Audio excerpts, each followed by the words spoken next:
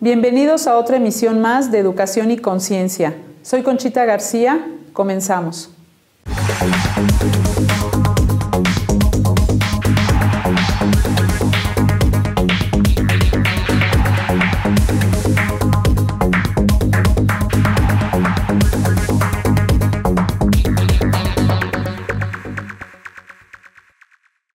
Con el gusto de estar con ustedes, hoy en Educación y Conciencia abordaremos el tema de la enseñanza de las matemáticas. Y tenemos aquí al maestro químico Francisco Rivera Ramírez, que es maestro de secundaria del Colegio Maxey, de preparatoria de la Universidad Autónoma de Querétaro y de la maestría y del ITQ en Querétaro. Bienvenido. Gracias Conchita, buenas noches, ¿qué tal? Bueno, pues vamos a hablar de la enseñanza de las matemáticas, que es un tema muy controvertido. Cuando algún joven o algún papá escucha hablar de matemáticas, pues a veces se hace como un hueco en el estómago por las malas experiencias. Y se cree que se hereda el no saber matemáticas y a veces hasta justifican las malas calificaciones de sus hijos porque pues ellos fueron malos en matemáticas, ¿no? Entonces, creo que este tema, pues quiero platicarlo contigo, tú que tienes ya más de 30 años dando clases de matemáticas a varios niveles de educación, creo que nos puedes aportar mucho, ¿no? ¿Por qué crees que es esta versión tan generalizada sobre las matemáticas? Pues mira, básicamente porque no le encuentran utilidad directa. El chavo dice, me estás enseñando cosas que no entiendo, que me cuesta trabajo entender, y luego para que no me sirvan, o para que no le vea cómo hacerlo. Entonces, obviamente, siente que es algo insípido, inerte, y pues, ¿para qué estudiar algo que no me va a servir? Obviamente, eso hace ya un rechazo. Desde antemano dices, ¿yo para qué esto, no? Obviamente, los papás también dicen, es que yo soy muy malo, pues mi hijo también va a ser malo. Piensan que hay un gen de las matemáticas o algo así, pero pues no, obviamente no es cierto. Y entonces, es muy general, porque sí, realmente la forma en cómo se han estado dando cuesta trabajo enseñarlas, cuesta trabajo aprenderlas y para colmo no les sirven de nada. Ok, entonces tú consideras que hay que hacer un cambio en la enseñanza. Claro, definitivamente es un cambio radical, sustancial, así como de fondo. Y dándole una utilidad, o sea, que me pueda servir. Sí, pero también no es precisamente una utilidad directa que digas, ya salí del salón y puedo aplicar mis mates en la vida. No, no tanto eso. La utilidad que le debes buscar el maestro en el alumno es que le encuentre sentido a lo que está estudiando y de alguna manera generarle una necesidad al alumno de querer aprender lo que le va a enseñar el maestro. Porque realmente le enseñas cosas que el alumno no quiere aprender o no le interesa aprender. Y en todos estos años que has tenido de maestro de matemáticas, con esto que me comentas, ¿cuál ha sido el reto más difícil, o sea, que tú te has enfrentado? Mira, son básicamente dos. Uno, romper lo que traen los chavos ya de estructura matemática y de alguna forma, por decirlo así, ya vienen con unas nociones o con un cierto estilo de las matemáticas que cuando uno les dice, no, mira, vamos a verlas de otra forma, pues entonces el chavo dice, no, es que como que así no, como que a mí no me gusta, yo no entiendo, entonces hay que romper con eso que traen. Digamos, vicios que vienen ya arrastrando. Y el segundo es encontrar lo que necesito yo para retar al alumno y generar la necesidad al alumno de que quiera aprender matemáticas, que es lo más importante en la educación. Y entonces esa necesidad que le generas tú al alumno, ¿cómo lo haces? ¿Cómo tú puedes en el aula con un niño de secundaria, que yo creo que es la edad más difícil? Sí, en parte sí. Generarle esa necesidad de querer aprender matemáticas. Pues mira, ahí es donde entra mucho la habilidad del maestro, tener un conocimiento muy amplio de las matemáticas. O sea, el maestro debe saber más de lo que da. Porque muchos maestros dicen, bueno, pues con lo que sé puedo dar este nivel y se basan en eso. Entonces uno le da una visión panorámica de todo el contenido matemático que debe enseñar. Entonces, si un maestro tiene ese conocimiento más amplio de lo que enseña, le va a permitir hacer problemas, actividades, juegos, retos, que el alumno cuando los vea va a decir, oye, espérame, yo quiero saber por qué está sucediendo esto. ¿Cómo hiciste ese truco de magia, por ejemplo? A veces les hago trucos en los que les adivino a partir de datos que dan, que no tienen nada que ver, por ejemplo, su edad, cuántas tías tienen, etcétera. Y realmente a veces parecen trascendentales. Les adivinas un número o les adivinas algo, entonces el chavo de repente dice, quiero saber qué pasó. Cuando logras al chavo hacerle, oye, ¿qué pasó aquí? ¿Por qué funcionó esto así? ¿O cómo es que supiste esto? En ese momento ya lo enganchaste. Y ya entonces el chavo tiene ganas de aprender matemáticas. Esto habla evidente de una pasión por lo que haces. Sí, definitivamente. ¿No? Hay que tener pasión, el gusto por hacer lo que uno hace para poder buscar las actividades que uno quiere poner a los chavos. ¿Y qué resultados has tenido? O sea, tú puedes hablarnos a lo mejor de algún caso que a ti te haya sorprendido que haya podido lograr creérsela, ¿no? De que puede con las matemáticas. Sí, bastantes. La verdad sí han sido bastantes. He tenido alumnos que al principio los ve uno y dicen, no, pues este chavo como que no le entra, se le cuesta trabajo y los vas manejando. Hay alumnos que los he inscrito en las Olimpiadas de las Matemáticas que organiza Luis Vega aquí en Querétaro y luego se van a lo nacional y les va muy bien. Y entonces ahí se dan cuenta de que sí saben. Cuando el chavo se da cuenta de que sí sabe, en ese momento dice, no, pues entonces sí estoy bien, sí lo sé hacer. O sea, yo creí que no podía. Y ahí es donde empiezan a satisfacer una necesidad de querer aprender algo que pensaban que no les iba a servir. ¿Sí me explico? Sí, sí, sí. Y eso es lo que están haciendo. Tengo alumnos ahorita que han sido campeones nacionales de matemáticas en las Olimpiadas, tanto de secundaria como de preparatoria. Es más, tengo alumnos de segundo y secundaria que han quedado en segundo lugar nacional de matemáticas, de preparatoria. O sea, son niveles diferentes, pero están allí y compiten muy bien. Esas son satisfacciones muy grandes porque estás viendo que lo que haces con los chavos aprenden mate. Desgraciadamente, la mayoría de los maestros, yo lo veo así, y a lo mejor algunos por ahí se molestarán, pero no enseñan mate, enseñan procedimientos. O sea, enseñan a factorizar, enseñan a sumar, enseñan a despejar ecuación. Entonces, es una serie de procedimientos que no está mal, claro que lo debes saber, pero el chavo aprende a hacer procedimientos, no aprende matemáticas, no aprende conceptos. Y ahí es donde tú tienes que buscar como maestro qué actividad o qué ejemplos o qué preguntas haces en clase para que el alumno caiga en el concepto y entienda el concepto. Ya después que ha entendido el concepto, entonces sí lo puedes poner a hacer muchos procedimientos. Ok, entonces la habilidad se puede desarrollar. Totalmente de acuerdo. Cualquiera puede desarrollar una habilidad matemática. Cualquiera puede, porque fíjate que a nivel preparatoria, pues a mí me ha tocado muchos casos en donde los alumnos escogen una carrera que no tenga nada que ver con las matemáticas. Es típico, ¿no? Sí. Entonces, pues a lo mejor podían haber sido excelentes ingenieros, sin embargo dicen, tiene matemáticas, me voy a estudiar Derecho, ¿no? Porque ahí no voy a ver gran cosa. Estas decisiones, primeras decisiones de su vida de los alumnos, basadas en la experiencia que han tenido con algunos maestros, pues afecta su futuro, porque van a ser profesionistas pues frustrados, ¿no? Porque a lo mejor no era lo que quería. Entonces, ¿cómo desarrollar o cómo decirle al alumno, ¿no? que está en secundaria, los que tienes ya en preparatoria, que la elección de su carrera pues no esté basada en si tiene matemáticas o no tiene matemáticas? Que no dependa de la materia, ¿no? Sino de su gusto y su afición o de lo que él quiere estudiar. Mira, dentro del estudio de las matemáticas, afortunadamente todo tiene que ver con matemáticas. Entonces puedes enseñar música, puedes enseñar pintura, puedes enseñar o aprovechar la música y la pintura para enseñar matemáticas, ¿sí? Entonces el alumno, si tiene afición por la música, sabe que el conocer matemáticas le va a ayudar a entender mejor la música, a entender por qué las notas suenan de una forma, cómo puede combinar mejor las notas, por qué tienen ese sonido. Lo mismo la pintura, lo mismo cualquier otro tipo de actividad que necesites. Cuando tienes un concepto matemático, aunque no sepas todo lo de matemáticas, pero ya cuando tienes un concepto matemático ya adquirido, digamos, y además has desarrollado ciertas habilidades matemáticas, entonces tu mente empieza a ver más allá de lo obvio, piensa más allá, entonces eso le permite tener una visión más amplia de todo lo que él busca. Pues el alumno piensa que el arte no tiene nada que ver con las matemáticas, que es algo muy distinto, ¿no? Exacto. O sea, hay alumnos que te dicen que las matemáticas, ellos son buenos, pero que no tienen que ver con el arte, ¿no? Y la gente que te dice, bueno, pues yo soy artístico, entonces no me pongas a mí a pensar, a razonar y a resolver problemas, ¿no? Sí, mira, nosotros en la escuela, tanto en la secundaria como en la preparatoria y en profesional también hemos hecho algunas actividades donde combinamos precisamente la pintura con la matemática.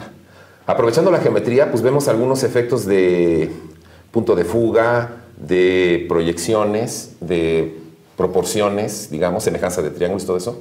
Entonces, cuando empiezan a combinar esos conceptos y hacen un dibujo usando esos conceptos y ven su producto y dicen, oye, sí pude hacer un dibujo y yo pensé que no era buen dibujante, o al contrario, yo soy buen dibujante y con esto me quedó mucho mejor. Ahí es donde ya se dan cuenta de la relación que hay y de su forma de pensar. Oye, Paco, y muchos maestros que nos estén escuchando, que dan matemáticas, estarán pensando cómo, si están interesados en hacer este cambio, cómo hacerle, ¿no? Porque a lo mejor van a decir, bueno, entonces me voy a tener que meter a estudiar artes o pintura, o qué tengo que hacer para poder empezar a generar este cambio en ellos, ¿no? O sea, ¿Cómo iniciaste tú con este cambio? Pues mira, yo inicié cuando empecé a dar clases. Obviamente, cuando yo empecé a dar clases también como que daba clases como a mí me dieron clases, ¿no?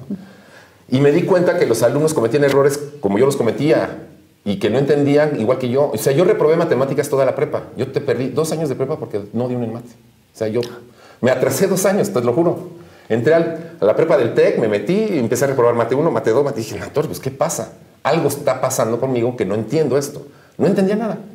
Entonces me dediqué a pensarlas de otra forma. Después ya me reinscribí en la prepa de la UAC y seguí estudiando. Y ahí ya empecé a ver, claro que con la ayuda de los maestros, empecé a ver tuve otra visión de las matemáticas desde que era estudiante. Pero ya cuando estudié la maestría, entonces sí me di cuenta de que uno, teniendo un conocimiento más amplio de lo que vas a dar, te puedes dar cuenta de cómo puedes bajar ese concepto en actividades de juegos, de trucos de magia, de retos a los chavos para que ellos empiecen a introducirse en las matemáticas y despertarles el gusto, porque cuando ellos les pones un reto y lo logran hacer, la satisfacción que sienten de haber logrado eso o de haber descubierto una fórmula, digamos, que dicen, mira, vamos a hacer esas actividades y de repente, oye, ya me salió la fórmula del área, oye, pues qué, o sea, yo la hice. Entonces, ese logro personal les produce una catarsis que de alguna manera es una satisfacción que dicen, oye, pues yo quiero hacer otra cosa, ¿no? Sin embargo, dices que reprobaste matemáticas y fuiste el mejor alumno de la maestría a nivel nacional. Sí, ¿no? Fíjate, afortunadamente tuve esa oportunidad. Digo, claro, me ayudaron mucho mis maestros porque eran muy buenos maestros los que tuve en la maestría. Me apliqué, digamos, pero eso quiere decir que yo era malo para las mates y no quise que por ser malo ya no sea bueno. ¿Sí me explico? Sí. Porque mucha gente dice, no, pues yo soy muy malo para las mates, o sea, yo nunca voy a saber matemáticas. No es cierto. Yo fui de esos. La idea es cómo mentalizas tú las cosas, o sea, cómo piensas que puedes hacer algo. Y sí, hay que documentarse. Un maestro que quiere poner retos a los alumnos, ponerles problemas que los ayuden a conceptualizar, claro que tiene que documentarse, buscar, apoyarse en otras experiencias de otros maestros, ver otras actividades. Yo, por ejemplo, empiezo a analizar problemas o juegos y a veces dices, ay, este juego me permite manejar el concepto de, por ejemplo, de igualdad en una ecuación. Ah, pues entonces voy a usarlo para meter ese concepto. Pero sí, obviamente hay que documentarse. Y el alumno ya no ve las cosas nomás como que llega el maestro y empieza a decir, vamos a ver esto, definición, pum, pum, pum, y empiezan a recitar una serie de cosas que el alumno se queda viendo. ¿Y te apoyan en la dirección de tu colegio? Totalmente. Afortunadamente es casi como que dice, o sea, parece ser que lo que pido me lo dan, han visto los resultados y pues definitivamente el apoyo de la dirección a un maestro que quiera innovar es fundamental, ¿no? Porque obviamente se necesita el apoyo de la dirección para poder hacer las cosas que uno hace. Hay veces que pintamos las paredes y luego ya andamos ahí haciendo más desbarajuste, pero el producto es el que vale la pena, ¿no? Entonces, cuando ven el producto y ven que funciona, entonces, pues obviamente siguen apoyando. Y más porque los resultados que hemos tenido, nuestra escuela ha quedado en primeros lugares, tanto en las pruebas enlace como en las pruebas de las olimpiadas, tanto del conocimiento como de matemáticas. Entonces, es muy satisfactorio. Muy satisfactorio. Fíjate que comentando ahorita tú, ¿no?, de que te apoyan por los resultados que has tenido. Pero en tu primer año, tu primer cambio, ¿sí te apoyaron? Sí. También. Sí, confiaron totalmente. En ti. Tenían ciertos antecedentes, porque a las directoras de la escuela yo ya las conocí un poco de tiempo. Entonces, cuando me invitaron a dar clase, yo les dije, bueno, pues voy a dar clase así. Sí, eso obviamente es totalmente constructivista, aunque mucha gente cree que es constructivista y no lo es, pero bueno. Entonces, cuando yo empecé a dar mis clases y miren, yo trabajo así, así, así, ellos lo vieron y dijeron, no, está perfecto. Es más, pues sigue adelante, ¿no? Les gustó y entonces, pues hemos ido innovando y gracias al apoyo que me dan, pues se nos ocurren muchas cosas y las vamos haciendo. Muy bien, Paco, pues vamos a un corte comercial y regresamos en un momento más con la enseñanza de las matemáticas.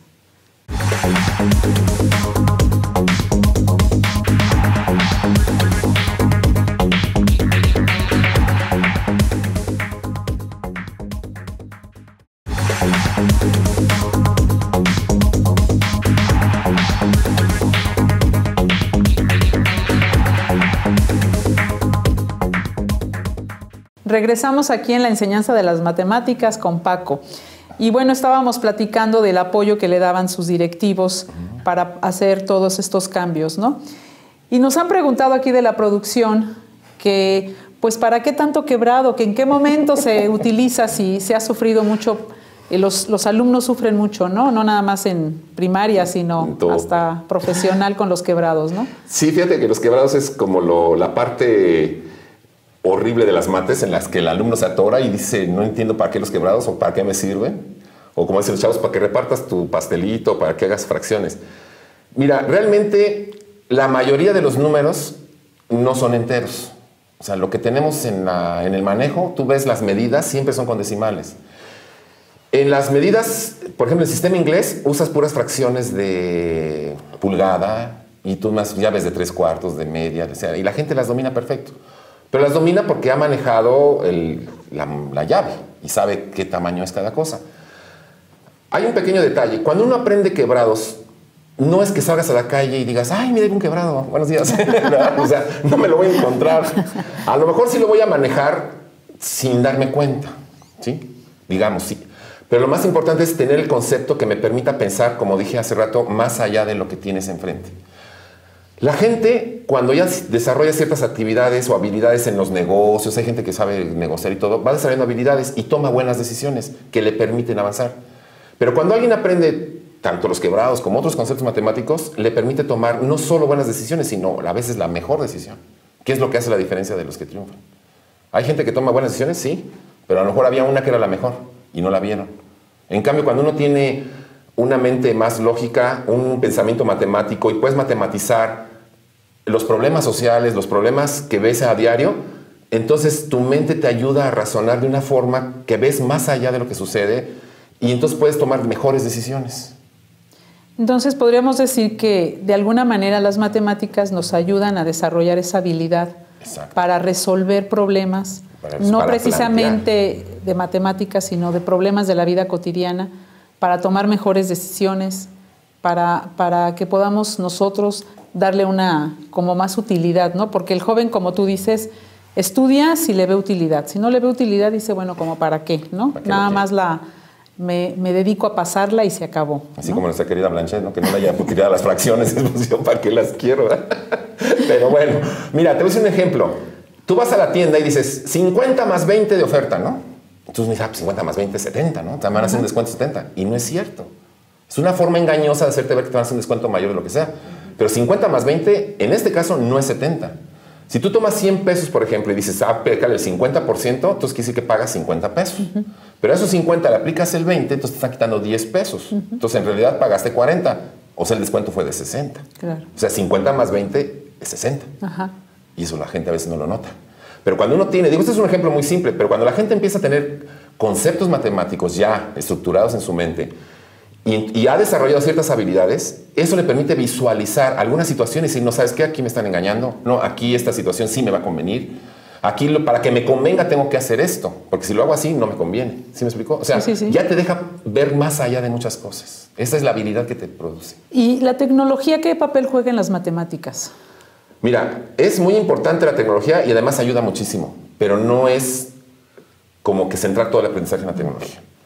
Porque dice, no, dice, ahora ya tengo un programa, mi chico ya tiene aquí una aplicación que hace todos los problemas y el chavo se mete y le pica aquí y sale todo muy bien. Pues sí, pero realmente es una herramienta. Se necesita fuerzas que el maestro esté frente al grupo y haga preguntas y haga actividades que le permitan al alumno pensar. Pero básicamente, equivocarse. O sea, un alumno se debe equivocar. En el error está el aprendizaje. Si un alumno no se equivoca, no hay aprendizaje. O sea, necesita darse cuenta de que algo no funciona para que diga, chin, aquí algo está mal, tengo que generar la necesidad para hacer por qué sucede esto, ¿no?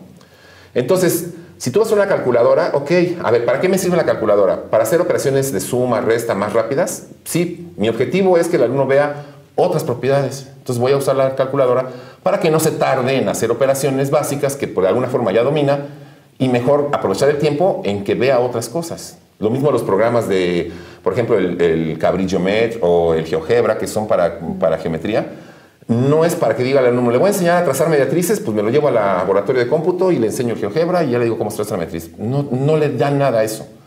Si yo le enseño a tomar su compás, a que entienda qué es una mediatriz, que lo haga los trazos con su manita y se esfuerce y le salgan mal y coincida y no coincida hasta que lo logre, en este momento el chavo ya está listo para entonces sí usar la tecnología para usar esos conceptos y luego ver algo más adelante. Ok. ¿Y cómo es un examen tuyo, Paco? Luego pasando ahí con los chavos, ¿no? Mira, hace poco precisamente en un diplomado que estamos tomando, un maestro me dice, ¿qué pregunto yo en un examen, no? Entonces le dije al chavo, le digo, bueno, depende de lo que quieras evaluar. ¿Quieres evaluar procedimientos? ponle problemas donde el alumno muestre los procedimientos que sabe hacer. ¿Quieres evaluar habilidades? Entonces ponle problemas donde el alumno aplique sus habilidades. ¿Quieres evaluar conceptos? Entonces diseña preguntas en donde el alumno aplique el concepto y lo muestre. Entonces todo depende de qué uno quiere evaluar. Entonces yo hago varios exámenes. A veces en el mismo examen vienen combinados problemas de resolución, por ejemplo, planteo y resolución. Problemas en donde nada más tiene que hacer un procedimiento. Problemas donde no tiene, más bien él tiene que plantear el problema. Por ejemplo, le das una gráfica y le dices, a ver, esta es una gráfica. ¿Tú qué problema pondrías para usar esta gráfica como herramienta de solución, por ejemplo, ¿no? Solamente te puedo decir, pues es un auto que corre, acelera, baja, etcétera. Entonces mi pregunta sería, ¿en qué momento alcanza tal velocidad? Cosas por el estilo, ¿no?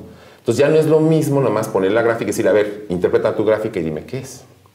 Entonces hay muchas cosas que se pueden preguntar y obviamente a veces no puedes preguntar todo en un examen. Tienes que hacer una, como le llaman, la evaluación continua, es estar haciendo actividades en donde el alumno vaya mostrando lo que va aprendiendo, ya sea procedimental, ya sea conceptual. ¿Sí?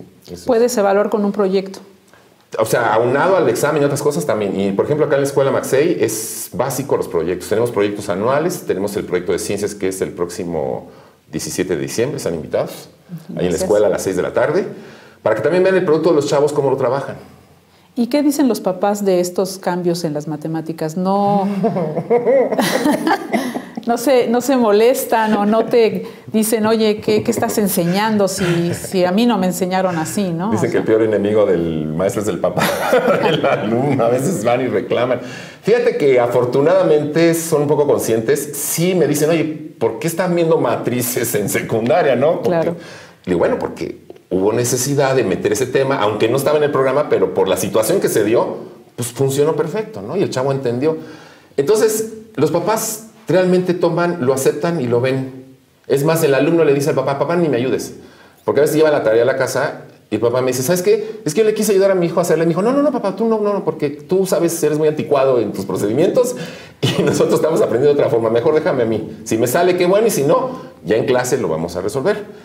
Entonces, sí, los papás se han mantenido muy respetuosos del trabajo que hacemos, afortunadamente, porque están viendo también los resultados que tenemos, ¿no? Entonces, saben que su hijo está en buenas manos, digamos. Sí. Entonces, sí, de repente se nos espantan un poquito, piensan que estamos queriéndoles ver mucho más allá de lo que el alumno puede, pero ese también es otro mito de lo que tiene la educación. Dicen, no, es que esto no lo puedes ver en secundaria porque esto se tiene que ver hasta prepa o hasta profesional, que porque el desarrollo mental o lo que sea. No es cierto, hay muchas cosas que en prepa o en secundaria las puedes ver perfectamente bien, claro, sabiéndolas dirigir. Claro. No nomás llegar y vaciarles ahí las cosas. Sí. ¿No? Tú mencionabas hace rato que el alumno se tiene que equivocar y tiene que cometer errores y a partir de ahí aprende, ¿no? Claro. Sin embargo, pues en la vida académica de los alumnos los errores pues les han costado perder el año incluso. Bueno, es que también depende de cómo manejes los errores. O sea, no vas a dejar que un alumno siga cometiendo errores hasta en el examen o en sus evaluaciones. Obviamente voy a procurar que un alumno cometa un error para que se le rompa su red conceptual y luego incorpore el nuevo concepto y vuelva a generar otra red conceptual y crezca. Auswell dice que tenemos que anclar nuestros conocimientos a conocimientos anteriores y el constructivismo también te maneja eso, pero no es, ¿cómo te diré? No es como decir, a ver, ya tengo estos conceptos, ahora ahí vienen los nuevos y sobre los que ya tengo voy a ir construyendo, porque eso es lo que tiene la gente de idea. No es cierto. Te voy a poner un ejemplo que sea medio burdo, como se dice. Imagínate que vas a construir un muro. Entonces llegas con tus ladrillos y los ladrillos son los conceptos.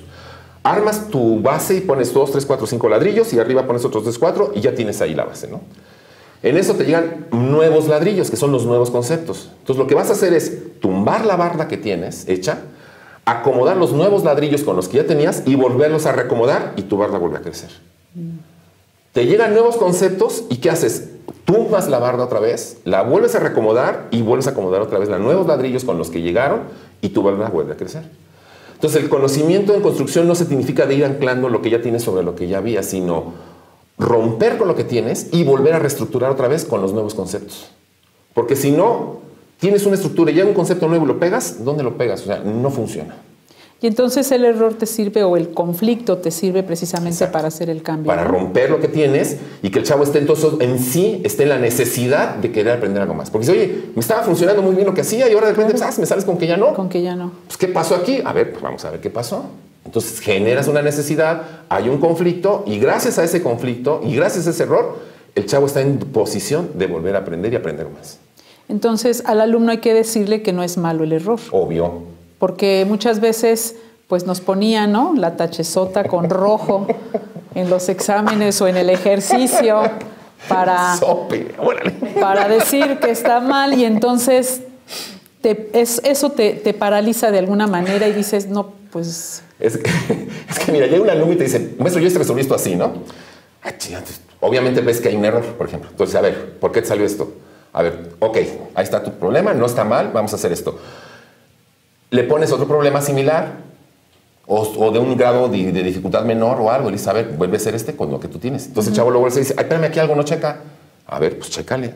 O sí checa, pero ¿por qué checó? A ver, ¿por qué te dio este resultado? ¿Por qué esto es? A ver, ¿en qué condiciones funcionó tu procedimiento?